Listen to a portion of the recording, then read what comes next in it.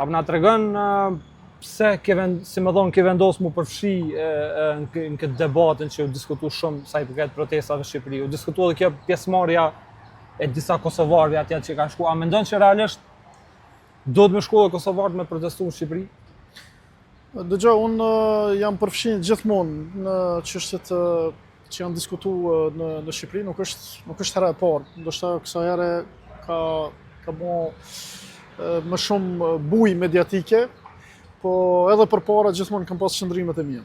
Dhe në sytë e mi, ne jemi qytetarë të një kohë mbi të përbashkët dhe çështjet janë të përbashkëta, sidomos kur bëhet fjalë për shembull për investime të kapitaleve kaq të mëdha, bëhet fjalë, thotë që luan rol drejt për drejt mbi ekonominë, zhvillimin edhe ekuilibrin mes zhvillimit edhe ekologjisë. Dhe në këtë rast, unë mendoj që çdo qytetar shqiptar ka të drejtë të marrë një pozicion apo një tjetër, kur bëhet fjalë pra se çfarë do të jetë e ardhmja e Shqipërisë në këtë rast, po kur themi e Shqipërisë i bie edhe gjithë shqiptarëve. Pastaj kuptohet që kur bën protesta të tilla dhe ka grupacione të veçanta të cilat munduan ta shfrytëzojnë momentumin për ta destabilizuar shtetin shqiptar, qeverinë shqiptare, aty pastaj kuptohet që jemi ka flasim jo më për protesta qytetare, po për diçka tjetër.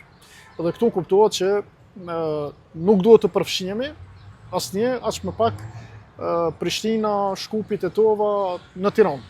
Po të shkojmë në mënyrë spontane, edhe si qytetar, me atë ndjenjen se duhet ta themi fjalën tonë, se protesta nuk është vetëm në rrugë, po mund protestosh edhe përmes së rrjeteve sociale, me një fjalë të marrësh një pozicion, atëherë jemi në rregull. Unë besoj që kam bërë mirë, që kam marrë një pozicion karshi në këtë rast qeverisë dhe karshi Edi Ramës, i cili në sytë e mi, pavarësisht gabimeve të ndryshme që ka mujt me bon dhe na nuk kemi dakord gjithçka me Edi Ramën, mirë po zhvillimi i Republikës së Shqipërisë ka qenë më i hovshëm se kurdoherë përgjatë qeverisjes së tij. Po, sa i përket ndërhyrjeve, u tha shumë që ka ndërhyrje prej Iranit, prej Rusisë, prej Greqisë. A mendon që realisht kanë ngesh këto shtete, si me thonë, strukturat e tyve, mbase që nuk ja duan të mirën zhvillimit Shqipërisë në gjithë këtë protest, që po zgjatë tash një muaj nëse nuk ka bërë?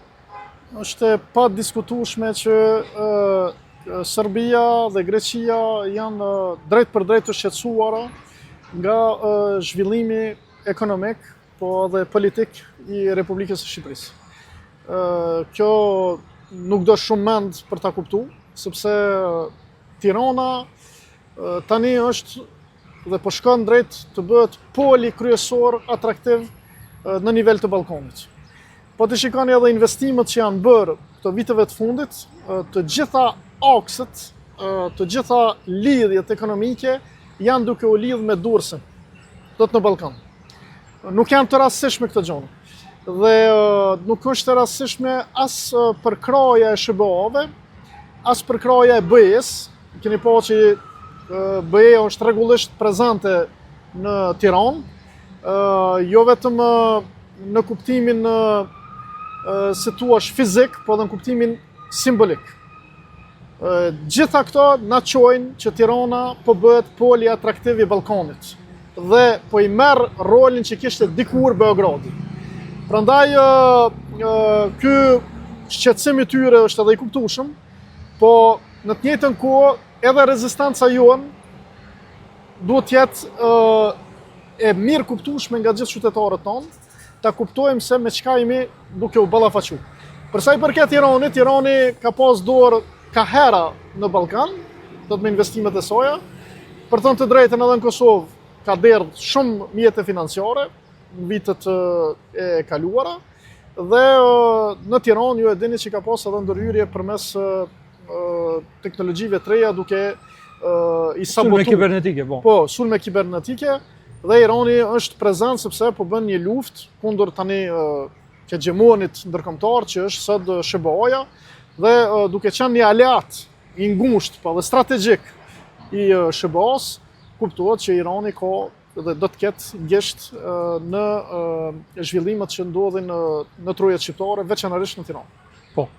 Flasëm pak edhe për zgjedhjet e fundit në Kosovë, rezultati na tregoi një fitore prapë, si më thon, goxha bindse të lëvizjes vendosje. Rezultati pak a shumë i ngjajshëm, LDK-ja me një ngritje të lehtë, PDK-ja një ramje të lehtë edhe lëvizja vendosje, mbase po prapë fitore bindse. Pse sipas juve po votohet kaq shumë lëvizja vendosje? Përkundër që është thonë prej oponentëve politik, analistëve që rezultatet mbase nuk kanë qenë, si më thon, të mira dhe të pritura sa i përket investimeve në përgjithësi, nuk kemi pa ndonjë zhvillim të madh ose ndonjë investim të kapital të madh. Gjoni, Kosova, se folëm për Tiranën, e cila ka pësu një zhvillim tjetër për arsye historike.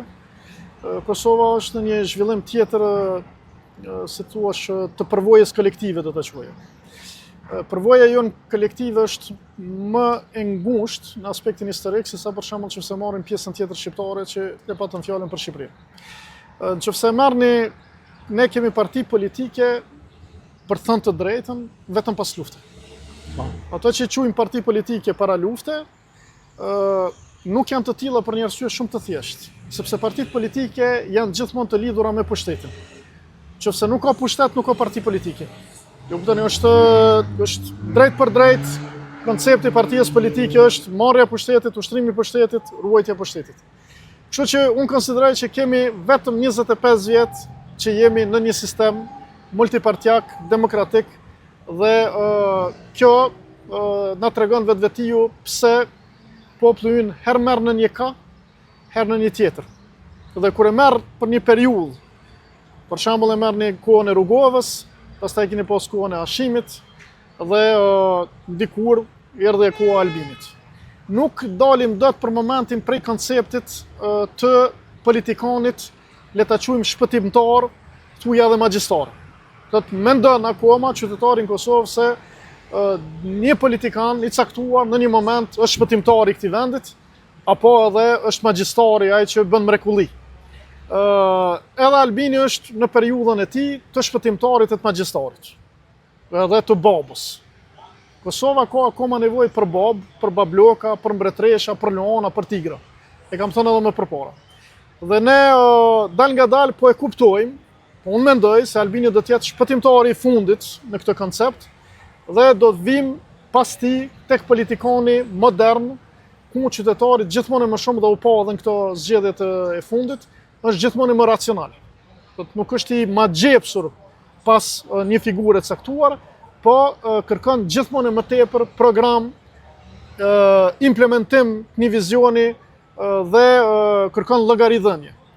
Unë jam befasuar këtë zgjedhjet e fundit sepse për herë të parë kam pa që edhe kandidatët kanë qenë shumë aktiv në kuptimin në mbrojtjen e ideve dhe të pikave programore, pavarësisht partive politike të cilat ishin. S'kam pa më përpara diçka të tillë. Dhe përveç kësaj, ne duhet i shtojmë edhe keqpërdorimin e paras publike, që Albin Kurti e ka bërë në mënyrë të jashtëzakonshme. Është fjala për 200 milion shpërndara. Populli ynë është shumë i varfër në fakt. Kur ndalesh edhe mendon mirë, aq më tepër që me inflacionin që ka më të lartë sot në Evropë, shumë lehtë e blen ose e josh qytetarin. Dhe kur ti i fut 200 milion dhe prap nuk arrin me rritë rezultatin tënd, në fakt pavarësisht se është fituar e bindse, tregon qartë që qytetari shqiptar është në një fazë më të pjekur se ç'ishte më përpara dhe ka filluar vetëm se ta shqyrtoj ndryshe politikën dhe për mua është megjithatë një dështim i madh i Albin Kurtit dhe kjo tregon që qytetari kërkon me të vërtetë gjëra më konkrete dhe jo vetëm fjalë apo llafomani, siç e quajun, të asaj që na shet Albin Kurti. Shkurt do një koment sa i përket rezultateve të partive tjera opozitare. LDK-ja as me Vjosa Osmani nuk arriti me marrë atë rezultatin e dëshiruar. PDK-ja, si më thonë, mbase po e pretë rezultatin e verdiktin atje në Hag, çfarë do ndodhë, kanë fokusin atje dhe ka arrit me rujt pak a shumë elektoratin me një ramje të vogël. Aleanca e pati një ngritje të vogël me zotin Gjini si sekretarja i partisë. Çka do të më bëj më shumë për me arrit me poshtë Albin Kurtin? Çka do të më bëj më shumë për me poshtë Albin Kurtin? Për me poshtë Albin Kurtin. Unë ja thash pak më herët që do një kontekst i cili po vjen, domthonë i ri, dhe qytetari i cili gjithmonë po bëhet më kërkues. Kjo është e rëndësishme. Dhe pastaj partitë opozitore, në këtë rast po them aleanca, duhet vërtet që të jenë më agresiv në kuptimin e politikbërjes. Në kuptimin e politikbërjes. Se kur them agresiv ose më intenziv në politikbërje, dhe për këtë besoj që sot gjithmonë më shumë jemi të vetëdijshëm se çfarë po kërkon populli, qytetari, dhe jemi më të vetëdijshëm se konteksti ka ndryshuar ose është në një fazë tjetër ndryshimi. Me një fjalë, epoka Albinit vetvetiu po ecën, dhe epoka e partive më moderne, më të pjekura në një raport më racional me qytetarin po vjen. Do që më qytetarit nuk mund t'i shesim, le të themi, dokra apo llafe, sepse ai kërkon vërtet mirëqenie, kërkon vërtet siguri, kërkon vërtet investime, dhe lidhshmëria mes asaj që po ndodh edhe asaj që po përjeton, me një fjalë, po bëhet gjithmonë më e theksuar tek qytetarët tonë. Kështu që opozita vërtet që duhet përmirësohet në këtë drejtim, dhe besoj që një periudhë tjetër do të jetë ja ofërt. Këtë për fund po flasëm pak edhe për karrierën tuaj politike, e ke humbur një betejë për kryetar komune në Viti, mandej kandidove për deputet, nuk arrite me i marrë votat. Më tregove që ke vendosur prej Francës, mu zhvendos në Kosovë. Cilat janë planet cënimit, do të keni, do të vazhdoni të keni angazhim politik? Me çka synonit mirë në realisht Kosovë? Unë, kur kam marrë prej Francës, para 4 vite, nuk është se ja kam bërë vetës qefin edhe e kam pa të ardhmën time me plot lula. Një rrugë të shtruar, të gatshme, ku unë shumë shpejt mund të kyqem edhe mund të kem sukses. Unë jam ndërmarrës politik, dhe çdo ndërmarrësi i ka vështirësitë e veta, qoftë në ndërmarrje tregtare, prodhuese e tjerë, po edhe ndërmarrja politike ose kulturore e ka gjithmonë haprimin e vet dhe janë vështirësi shumë të mëdha kur ti kyqesh, le ta themi ashtu. Kështu që as nuk jam i dëshpëruar, sepse jam i parapregaditur për këtë faza, përkundrazi, dhe e dyta është se jam shumë i vetëdijshëm për sistemin zgjedhor, i cili është një hall në vete për këtë vend, që vetvetiu prodhon jo cilësi dhe diskriminim për ata që duan vërtet të bëjnë një politikë ndryshe, ose një fushat ndryshe e tjerë. Dhe me një fjalë, sot për sot, nuk lidhet vlera e kandidatit me votën. Nuk është vota ajo që të jep vlerën si politikan apo si kandidat. Kështu që për mua është një rrugë e gjatë, e cila duhet të bëhet në mënyrë të ndershme.